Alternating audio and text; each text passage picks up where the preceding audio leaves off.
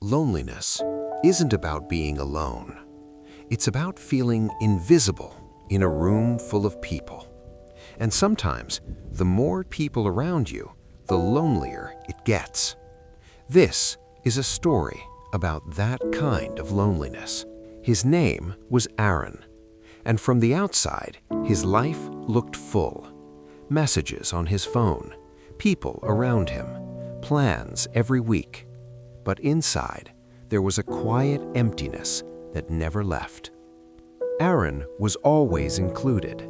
Group chats, invitations, casual conversations. People liked his presence, but no one really knew him. And over time, being surrounded started to feel heavier than being alone.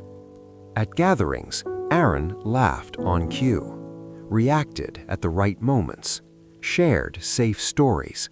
He avoided depth, not because he didn't want connection, but because no one asked, and after a while, he stopped offering. Here's the truth.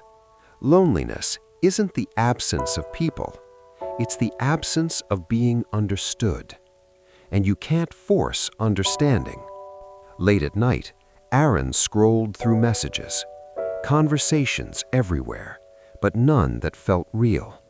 He wanted to say something meaningful, but didn't know who would listen.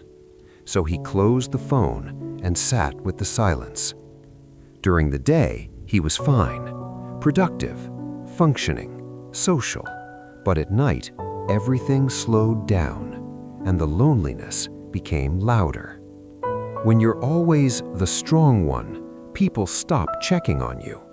They assume presence means support, but presence means nothing without emotional safety. One evening, someone asked Aaron, "Are you okay?" Not casually, not joking, genuinely.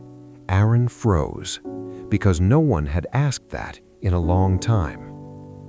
He wanted to say yes. He wanted to say no. Instead, he said, "I'm good," and immediately regretted it. That was the moment he realized how lonely he'd become. If you feel lonely in company, it means you've been emotionally unseen for too long. And that kind of loneliness doesn't go away by adding more people.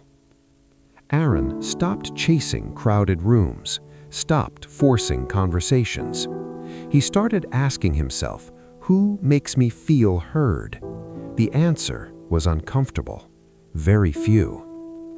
He chose depth over availability. Fewer conversations, more honesty. If someone didn't engage, he didn't perform. And slowly, something changed. Some people drifted away. Plans stopped. Messages slowed. And strangely, the loneliness eased, because what remained was real. Loneliness doesn't disappear when you're surrounded. It disappears when you're safe to be yourself. Aaron learned to sit with silence without judging it. He stopped filling gaps with noise and people, and that made space for connection that mattered. Today, Aaron still has fewer people around, but he's not lonely, because the people who remain see him, and that's enough. If you feel lonely, even in company, you're not broken. You're just craving real connection, and that's human.